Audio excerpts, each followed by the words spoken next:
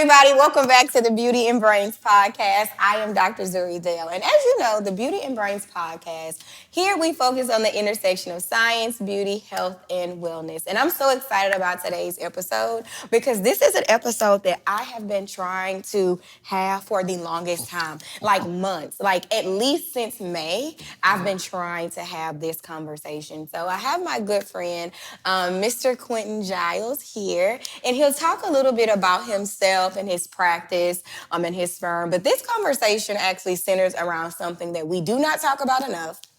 We have not talked about it on this show at all yet, and I hope that we can continue to have some of these conversations. But Black male mental health. And when I thought about this episode, you are the perfect person to engage in this conversation with me, to teach me first. But also, you have a practice, and you'll talk a little bit about your practice as the episode progresses. And I want you to be able to share like what your specialty is. So tell the audience a little bit about yourself. Well, first off, I'm glad that I'm finally here. We definitely, whether it was email, text, when we see each other at random events, trying to get this episode booked and ready. So I'm glad we finally got a chance to do it. And it's an honor to be here. Yes. But like you said, my name is Quentin R. Jiles. I am a therapist. I'm a podcaster as well, so I understand the rigmarole of it all. And a professor, you know. Yes, come on now. I forgot. Yeah. We're coming through. We're coming through. Yeah, we're trying to do some stuff. And you are pursuing your I'm pursuing my doctorate. Yes. Yes. I'm pursuing a doctorate in social work. You know, try to change the world one person or one institution and system at a time, actually. And so I do run a practice. It's called the Imago Dei Firm. We are a psychoeducation firm where we focus on really teaching folks about mental health and also how they can improve their mental health.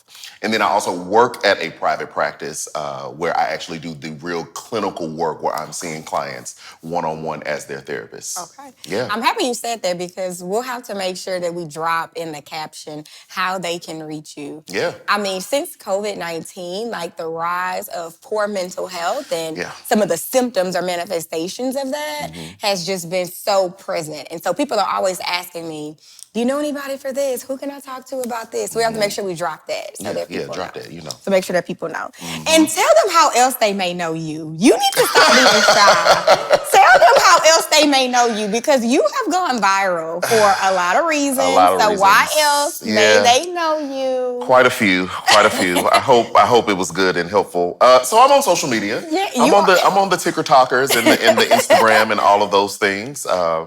And so I do some political advocacy work online. I also do some mental health education online. And some of those videos, you know, have just caught fire. And people enjoy them. Let me say it that way. Some people enjoy it, some people don't. So you probably, some people may know me from that. And then others, they kind of get confused sometimes because they're like, you look like this guy I saw on TV, but I'm not too sure. So I was also on the inaugural season of The Traitors, which streams on Peacock. And I make it to the final 3. That's all I'm gonna say. I still got some trauma from that show, but it was a really good show. We ended up winning an Emmy for that show. And in short, it's basically like a whodunit murder mystery type show. So 20 of us moved to Scotland for a while. We live in a castle, and we're competing for $250,000, while 3 people who are the traitors are killing off the faithfuls every night because they want to steal the money. And so it's kind of like who done it and why that you kind of have to figure out. So all I can say is I make it to the final 3, but you may have seen me there as well. Stream that. I gotta go stream that. Yeah. Okay. Yeah. And so I first met Quentin in person at an event that I hosted. So I had done like a data collection, and we analyzed this community data. And so when you do like this community health type work, I feel like one of the things that's always missing is like going back to the community that you sample, that you get the data from, and letting them know the results and allowing them to be a part of the decision making. So going off topic a little bit, but I met Quentin because one of my close collaborators invited you to that. And shout out to Joe. Shout out to Joe. And so it's so funny because I remember when I got back home, like I was like on social media because we have a page for the center. Yes. And so one of the staff members was like, oh my God, Quentin Jiles just did a video with our the data, the book. Yes. Oh, I don't know if I'm supposed to say it, but yes. Yes, the book. Okay, you know what I mean? okay, Yeah, no problem. So with the data book, and I went and looked, I'm like, yes. I loved it. I thought the information was great. Again, shout out to Joe, because I told Joe I wanted to come outside a little bit more in the space, right? In the space. In the space, not necessarily in the social media space or but just in the space. reality TV, but in the real work that I do. And she invited me out, and when I listened to what you all had done, and I just appreciated it. I didn't even know this was a thing. And so the fact that y'all compiled the data, collected the data, and then was presented it to the community and to the stakeholders to say, like, this is what the community is going through. This is how we can help. This is where the highs and the lows, the deficits, all the things. I was taken back. I loved it. I loved it because I'm like, this is useful to now then go do the work. So a part of why I'm even getting the doctorate that I'm getting, most people ask me, why aren't you getting a PhD? Well, PhD is more research focused. You want a practitioner. I'm a practice guy. I'm an in there guy. So they don't. You know, oh my God, that is. And you know what's so funny is like there are no limitations imposed on you by getting a practice doctoral degree. You can still work in academia and research. Correct. Yeah. And, well, I am now. So So all of that, like it spoke to my heart. So I appreciate it. Yes. So you are the perfect person for us to engage in this conversation about Black male mental health. So I recently, just yesterday, and I'm surprised I did not see you, I went to a women's health event, but the women's health event, that's the extension of the male health event. Correct. And I feel like it was that organization that really just kind of brought to the forefront of my understanding, or made it more salient in my mind, just some of the health challenges that men experience and just some of the mental health issues that men experience. Obviously, I know it's a thing, but as a person who's not in that reference group, it was not something that I thought about a whole lot. Yeah. So I want you to tell me, when you think about Black male mental health, and this is just as a Black male and as a practitioner, what is the first misconception that comes to your mind that you've heard about, or that maybe even some of your clients talk about and share? You know, the biggest thing is that Black men are not seeking services. Honestly, and you mean for mental health? For mental health, are not seeking therapy, or not like that. That it's I think, for a while, or back in the day, it was a misnomer, particularly in our community, right? We wouldn't go. And then when Black women went, there was a lack of Black men going. But that is not my experience. From my own clientele, I didn't set out intentionally to market to Black men. But you're a Black man, so here they come. And they show up. They come. 95% of my caseload are Black men. Because you're oh, wow. 95%. Wow. And in the other 5%, probably 2 to 3% are Black male children. So they're not Black men, but they're Black children. Yeah. So that blew. I was like, we have to stop saying that Black men are not seeking therapy or are not doing the work. You may not hear Black men talk about their experience and saying, like, I go to therapy. Yeah, not to you. But they are talking to somebody. And or on social media, right? So the thought process is because they're not talking about it, and because you hear the podcast bros louder than you hear the people that are doing the work. Oh my God! You know what? So, what podcasting has done? Not talking about this. I'm not. Not here. Not here. What podcasting for them has done? I mean, like everybody has an opinion, and I get so sick and tired of. Bring back public shame. That's not a therapeutic technique. Just bring back public shame. That might help us. That's another conversation. Okay, so let me now ask you this question. Yeah. Now that you've told me that, because I actually did not know that Black males made up almost all of your caseload. That's crazy. Oh yeah. So this is my question. Very generally, what are some of the things? Because as a, so shout out to Sacred Stone Studios. I normally shout them out at the end. But the audiovisual and production team, they are Black males, right? Yes. And so they could be my brother, cousin. I have a Black male partner, I have a Black dad. What are some of the things, just very generally, some of the themes that come out of these conversations? What are some of the top things that Black men report that they go through? My gosh. So look at Miss Tina. She got a Black husband. She needs to know this too. You need to know this too? Okay, great. I'm gonna pull on a presentation I just did not too long ago because this was the exact question I was asked to think through, and I wrote this out. So I created this top 10 things that Black men are facing, right? And I call it Unmasking the Hidden Challenges of Men, His Invisible Struggle. So I'll give you a few of them. One of the biggest ones that I see is relational insecurity. What that means is a lot of the clients, as we do the work and we're digging down, there is a fear, maybe an unfounded fear, that the relationships that they have around them are not as secure as they are, right? So I may be married, I may have a brother, I may have a sister, but somewhere I don't know if you are really here for me or not. I don't know that when I have nothing, you'll be there to catch me. I don't know if I can be nothing and you'll still be here. So relational insecurity is huge, which also breeds... And that's not just with like romantic relationships. No, not at all. No, not at all. We're talking about significant relationships. So whoever is in the, you know, the internal family system, so whether it's a partner, whether it's a friend that you consider family, quote unquote, even their children, do you actually really love me? Or do you show me this love just because I provide for you? So relational insecurity is huge. So we do a lot of work about, really, under that is a confidence issue. Okay, so we do a lot of self-confidence, self-assurity work as we try to unpack that. The other thing is that breeds from that is a fear of being a burden. So a lot of Black men, myself included, I'm guilty of this.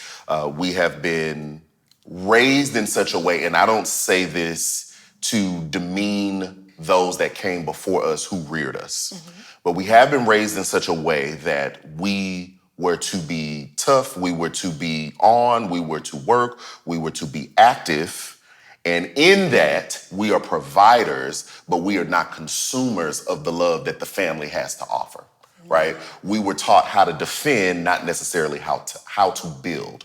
And I say that, and I also say that it's in some ways we're a victim of our circumstance because we have to think about the epigenetics of it all, and we also have to think about those that came before us who reared us. What were they going through at the time, and what was passed down? Some of it is in our DNA. Correct. People don't understand that part. Some of this is truly in the DNA. In the DNA, right? In the DNA. Dr. DeJoy has an amazing book. What's the name of it? Because I was going to ask you. Post-traumatic slave syndrome. Post-traumatic slave syndrome. Yeah. So y'all need to get that. What I'm going to have to get that. Dr. Joy Zuri. Yes, that is a whole nother. We need to have you back on so we can talk about the epigenetics of like trauma. All of my God. All of that. So, you know, that's being passed down. But I say that to say when it comes to the old folks that have reared us, old folks is probably not the right word. When it comes to the senior saints that have reared us, you know, some of the things that we've been taught, like it puts us in a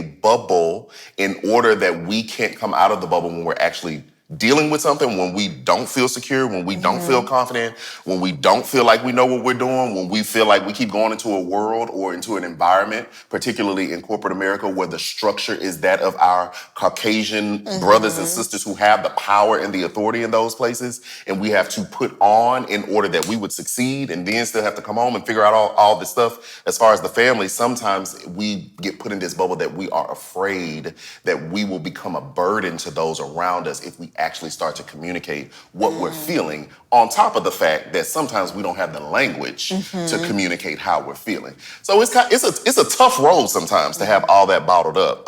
Those are the biggest things that I see. Obviously, high functioning depression and anxiety is also a real thing. A lot of men come to me, and when we get to talking about it, and I do, you know, our diagnostic criteria, and you know, I share diagnosis with my clients. I want them to know what it is because I also want them to challenge it, because that gives us an opportunity to talk through, and also for them to see a diagnosis outside of what we've seen on TV or in movies. So when I tell a man particularly, like, yeah, you're depressed. No, I'm not crying. I'm not sad. I get out of bed. And to be clear, high functioning depression is not a DSM diagnostic diagnosis. DSM is the manual that we as therapists have to operate in when we give a diagnosis.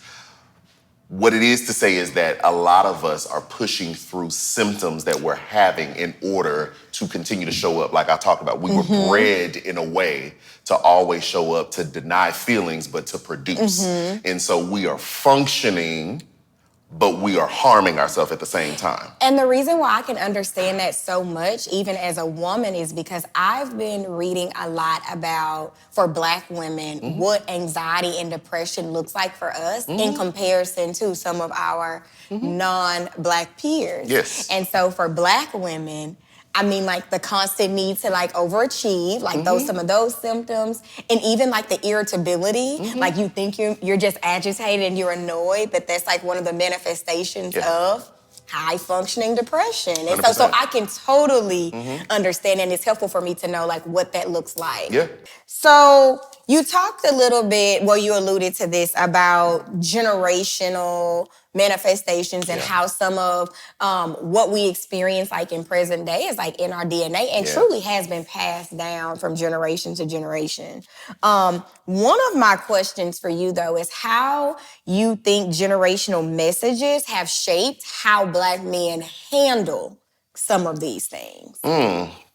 That's a good question. I think prior to this current generation, would piggyback off of the previous answer I already gave, right? We had a vision of what patriarchy was supposed to be, right? Of what a man was supposed to do and how he was and was not supposed to act. And so when we think about emotions, that's not typically ascribed to a quote unquote masculine man, right? When we think about masculinity and what men were supposed to do, again, you build, defend, well, build if somebody taught you how to build, but defend for sure. Work, provide. That was it. Very limited. Very limited. I think now that we are having more, particularly those people who have influence, so your celebrities, your content creators, even just movies that are shaping the narrative about mental health, and that you don't have to necessarily be crazy in order that you would go see someone to kind of work out some stuff. I think it's extremely helpful. It's like extremely helpful. Oh, I think this new generation, child, they gonna take them a mental health day. Please do. It is so different. Do you need your FMLA sign? In just one generation, that's crazy. 100%. Because we're like millennials, right? Correct. And these Gen Zs, I'm Correct. like, they are like. But even think about our kids. Like the movie that flashed across my mind was, have you seen Inside Out? No, I have not. Oh seen my it. gosh. Okay, I need to watch Chef's Inside Out 1 and Inside Out 2. It's a children's movie.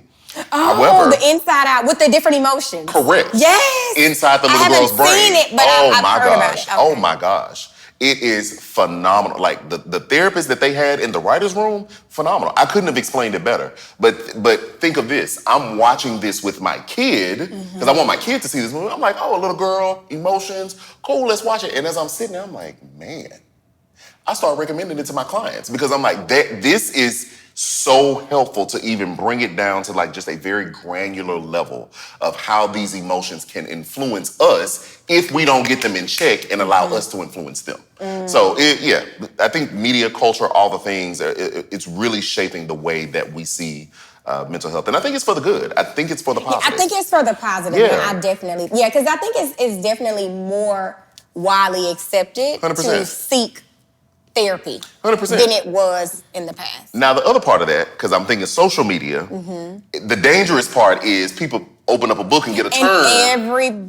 And now we diagnosing it, nobody has met criteria. When I tell you I'm sick of bipolar, I'm sick of narcissism, I am sick of gaslight. Please. Ooh, that gaslight. But low-key, I'm not going to be honest, I'm not a therapist, but a lot of people be seeming narcissistic. But do they meet the criteria?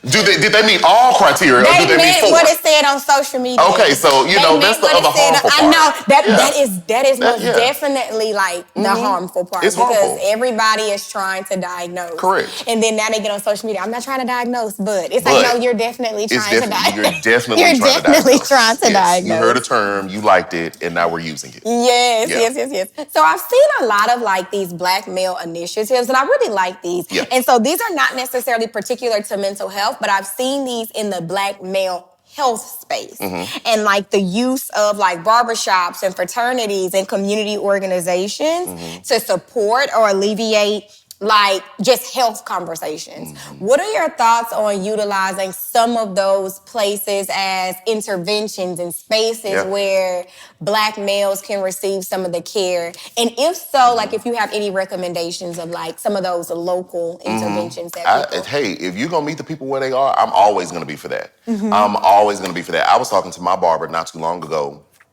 and I told him I had a random thought. I was like, you know what? I should be a barber while I'm a therapist too.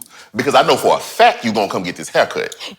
I know you coming to get this haircut. You can upcharge. What? You can upcharge. You know, look, what's an add-on? You know, come on now, come on. This is a business model. I'm just saying, you know, I can't have a whole suite with people in there because HIPAA and all of that. Because of HIPAA. You know, HIPAA. We still got to follow the rules. Exactly. But it dawned on me one day. I'm like, no, like, even if I'm not going to be a barber, but like even my barber, if he was to go get, you know, trained, even as like a mental health first aider. There we go. Yeah, thank you. Something as simple as that. Yes. Correct. Would be super helpful. Would be helpful. Helpful. But you know that women, part of the reason why we like to go to the beauty shop is because the beauty shop is therapy. We feel like that's therapy. Beautician don't know, ain't opened up a book. She don't know nothing about that. But she in there listening. Don't know nothing about internal family systems. She don't know nothing, but she don't have to know. She don't because it's communal. Because it's communal. I would say it's therapeutic. Yeah, it's not therapy. That's right. It's therapeutic. It is definitely therapeutic, 100%. And so I say meet the people where they are. So mental health first aid, that is clutch. It would be so helpful. But I applaud. I've seen therapists who hold groups in barbershops, right? Like that's their thing. Because it's a place where people come and they commune. Correct. And the men feel comfortable there and all the things. So I'm like, yeah, go ahead and go do that. You know, now I don't go necessarily to the barbershop. Like I like to, when I go, that's my self-care time. So let me be there. Yeah. But, you know, partnering with nonprofits, like I partner with the Alice Collective here in Houston, and we do a monthly, what do we call it? Breakfast and Brotherhood mental health group. Okay. Is it like on the weekend? I'm sorry? On the weekend? It's every third Saturday of the month. Every third Saturday of the month with the Alice group. With the Alice Collective. The Alice Collective. Yeah. And so if people want to sign up, they can't. Now the seats get full quick. So you have to sign up like month to month? Yeah, we make you sign up every month. Like if you're gonna have to send me that so I can share. Yeah, 100%. So if you want to come, you need to sign up because once we hit capacity, we cut registration off, and you know, hopefully you can come to the next one. Girl, not y'all wait list. I mean, well, because what we do, we're doing something a little different from some of the other initiatives in the city, which they're all great too. But for me, because I also lead the group, I find that numbers are great. Serving the most people is great, but sometimes, just like you go to the beauty shop, you lose a bit of that communal feeling if I have 50 people in the room and I'm trying to get everyone to speak about their experience. Oh, absolutely. So we intentionally keep it small because sometimes this is the only therapeutic space some of these men are going to go to, right? And so I'm able to prick hearts in a smaller space. And like the last one, two of them ago, not this last one, it was beautiful. I had older men and younger men in the room at the same time. And I had older men learning from younger men learning from older men, me interjecting the mental health component, and we were all growing and fellowshipping together. And so every third Saturday of the month. Yeah, we're at the Alice Collective off of Harwin. That's amazing. Yeah. So to your original question, to get that information. Yeah, I'll send it to you. To your original question, I think we need to meet the people where they are. So I love the initiatives that people are doing, and everybody can do it differently based on what their mission is. So yeah. So there has been, and I know not necessarily like in the mental health space, but in the health space, I think. You know, how do I want to word this? A lot of times, like health programs, they kind of cater to women because they feel like if I cater to the woman is then going to go home and educate her family. And so a lot of times when we see men show up for themselves in terms of going to the doctor, in terms of getting their checkups, it's time to get your prostate checked, it is because some woman in their life has encouraged them to take control of their health. And I always think about that because it's so true. I see this even like in my own familiar relationships, right? Like my dad has had, I'm serious, my daddy, I'm not telling your business, okay? My daddy and his bad knee has just been, the knee been bad since I've been born. And so I'm just like, so the knee been bad. Been bad. So, refuse to go get a tap. But why? And you walking on these knees every day. So it's not like you can ever forget, you know? And I'm just like, you're not gonna go to the doctor? And so these last few, I would probably say like months, I've gotten aggressive with it, like telling my dad, like, I think you need to retire. I don't think you need to be walking around like on that bad knee. So he texted me like a couple of weeks ago. It was so funny. He texted me just a date. And I already knew what that date meant. That day. And so every time I talk to him, I'm like, we got 272 days until your retirement. Come on now. Yeah. But I realized like the influence that I have even as a daughter. Yes. Because my dad is not married, right? He and my mom, the relation, you know, kids are grown. And so I'm always like, hey, like, what's going on? Like, how is that knee doing? But even like in my relationships, like with my partner, I can see the influence that I have as a woman. Like, hey, your head hurt. Like, what? You over there coughing. Oh, it's just allergies. How do you know? You know that it's just allergies. But I'm saying all of this to say is that what advice would you give to women, women family members, women friends who want to be able to support the Black men in their lives without judgment? Also, though, now, your earlier statement has got me rethinking this question, especially knowing that there's a lot of relational insecurity. Oh, yeah. You see me? You see me? Come on now. Take it in. Knowing that there's this barrier, this relational insecurity that could be a barrier, right? What advice do you have for us, the sisters, the daughters, the girlfriends, the wives, who want to support the Black men in our lives? First off, this is my camera right here. That's my camera, but this is my direct to you. Shout out Black women. Let me say that because even in the group that I was just telling you about earlier, I have several wives who signed their husbands up for the initial group.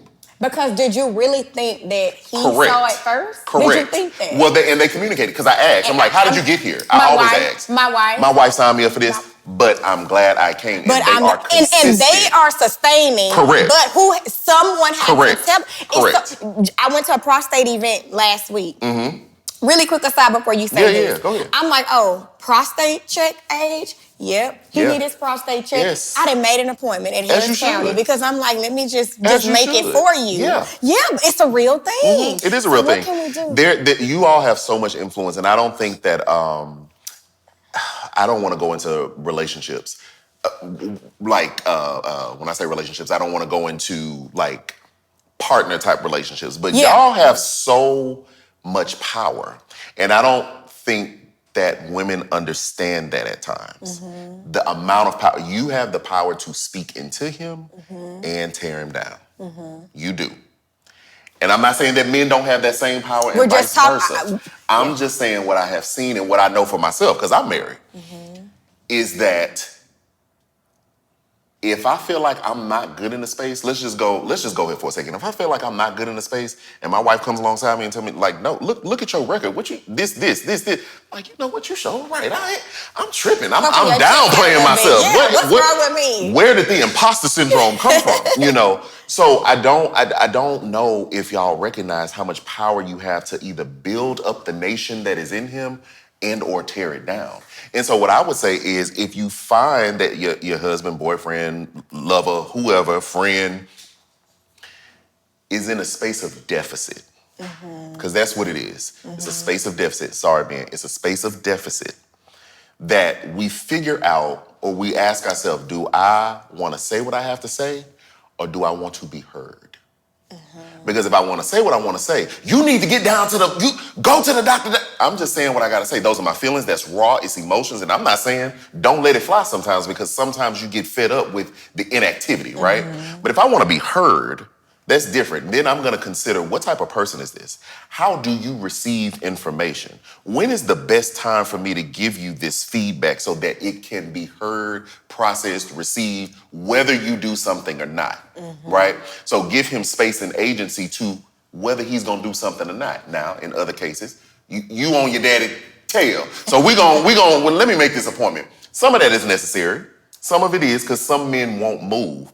But in the large scheme of things, I think, remember your power. Decide if you want to say what you got to say or if you want to be heard, and then still give him room to make his own choices. Because that last part right there, that's respect. And 10 times out of 10, if I ask a man, would you rather be loved or respected, he's going to tell me respected. If I ask a woman that, I'm not trying to stereotype, if I ask a woman that, she's going to say, I want to be loved. Give him the respect. And keep showing up. Okay, well, you teaching me. I'm just saying. Rewind to me and let me know how it worked for you now. Let me know how it worked for you. Child, don't get me setting up a session. Listen. I'm gonna be your one female client. Well, I got a couple female women. I have a couple women on the roster. I'm about to be added to the roster. No, I got a couple women on the roster. So, kind of looking forward, we've talked about how even, just in this next generation, then the generation that your daughter is coming up in, like, things are changing. Like, what are some changes do you hope to see in how we talk about mental health in Black communities? Can I add something to that question? Please do. One of the things I really hope to see is emotionally well men. Okay. So I have an ideology, whether people, agree with it or not, but I believe that every man is a leader. I just believe that the Lord has put that in us. Leader don't mean good or bad. Right. Because you can see. Yeah, obviously. Obviously. Leader does not make you a good person. Correct. It does not make you a person of integrity. It does not make you, but I don't know how far you want to go on this podcast. That's what I was like, we must. I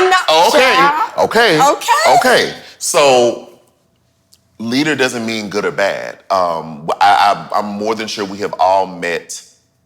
Let's just take male and female relationships. We've all met a young lady whose course has been veered, and you see the man that she chose, and it's like, how you end up here? Because he don't have no job, he horrible, he talks his mama crazy, but all he's still a leader. He's still a leader. He led her astray. He's still a leader. That is so true. So the question is, where is he leading you? That is so true. He's still a leader. So I just believe every man is a leader. Wow. Where is he leading you? And so when I think about my daughter, specifically in her generation coming up, I need grown Negroes to teach their sons some stuff because I need my baby dating pool to be right.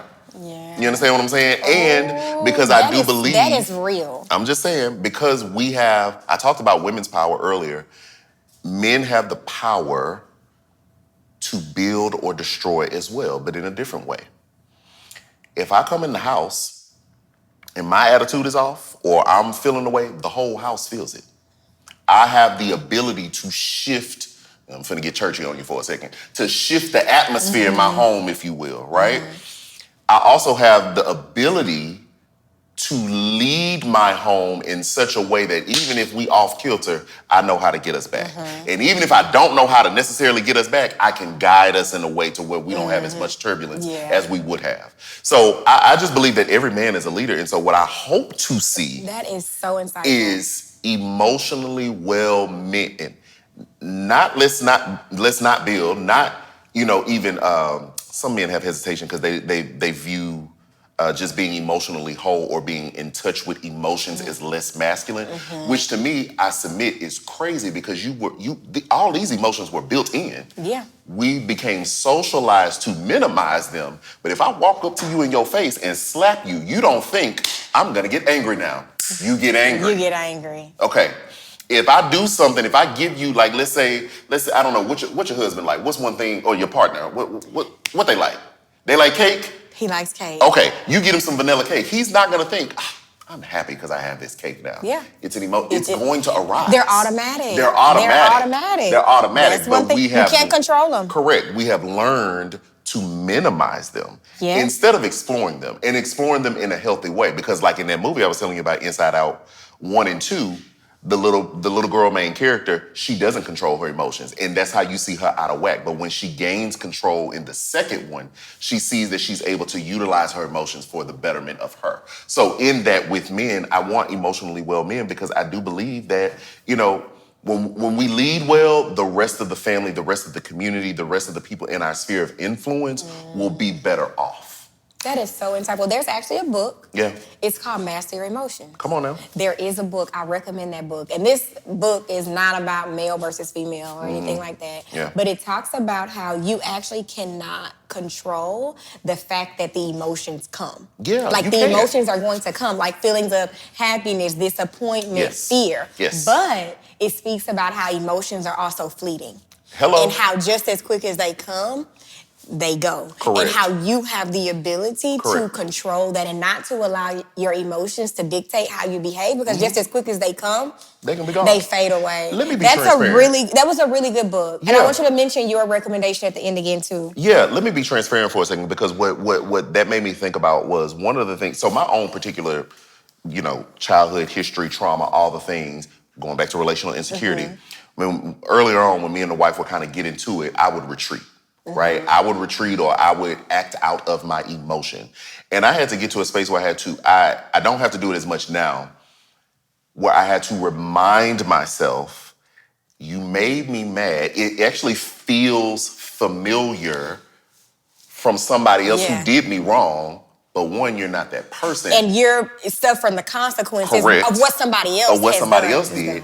And I had to remember, wait, I trust you. I actually trust you. Yeah. I love you. Yeah. And so that took a work. That wasn't like overnight I realized that and then all of a sudden, even when she ticked me off, I don't know how R-rated we can go with the language, when she ticked me off, that I didn't, still kind of act out of that emotion. But once I recognized that I was doing it, which really, it was her bringing it to my attention. Right. It's like, I'm not the enemy. Yeah, and that the statement was, you're treating me how you feel. Yeah. Okay. Oh. Okay.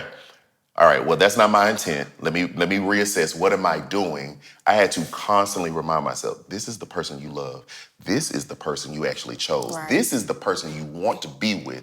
So even when she pissed me off, this is still that person. Let me stop and think about it. Would this person, in the way that I know them, try to do anything to intentionally bring harm against me? Yes. Like, why would she do that? Those are questions I had to Why would she be, even though it may seem like that, seems like why would she be? Let me just think about it. I married this person, right? I have a child with this person. Like, why would she be doing that? And what's the history? And I think that's a lesson that we all need to learn too. Yeah. And what's the history of the person? And what is the history? What's the history? Right. So, I only say that to say, like, it takes work. Because that's shifting your psyche. Correct. And it's almost like denying yourself in a way because it's like, no, you're making me angry, you're making me mad, but you're having to talk yourself out of that, right? That's so funny. You mentioned going viral. That was one of the most recent videos that went viral when I was telling men, in order to have a successful marriage, you have to die to yourself. Yeah, let's get that edited in. Let's get that.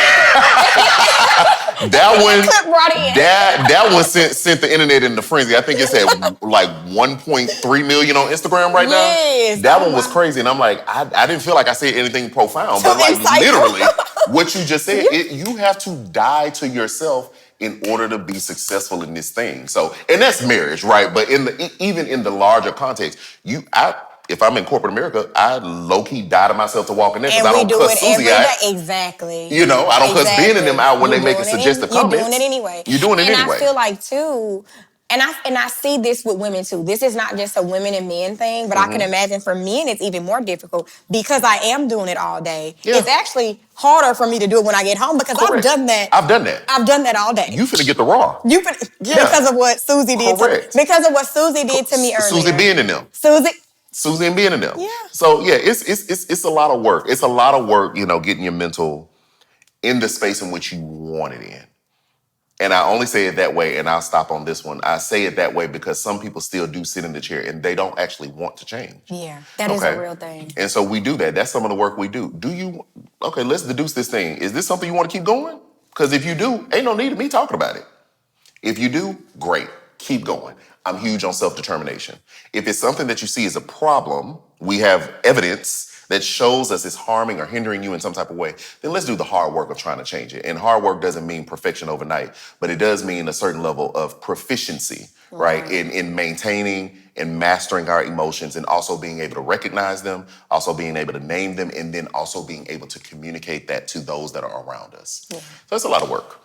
It's good work, though. And I'm so happy that we were able to kind of start this conversation on the Beauty and Brains podcast. Before we go, I want you to tell the audience, give us that book recommendation again, because I like to end every episode with the recommendation for a good book. Okay. And I think you said it was... It was The Post-Traumatic Slave Syndrome by Dr. Joy DeGury.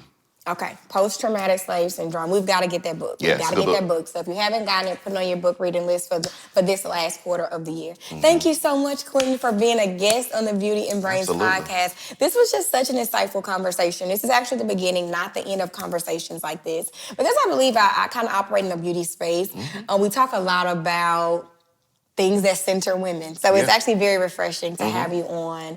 So thank you all so much for listening to the Beauty and Brains podcast. If you would like to connect with Quentin, we will make sure that we leave his information in the caption so that you know exactly where to reach him if you have not seen him in the land of the TikTok or Instagram already. Thank you so much. Shout out to Sacred Stone Studios, Audiovisual, and TV, the brand strategist, on the producing. Thank you, and see you next time.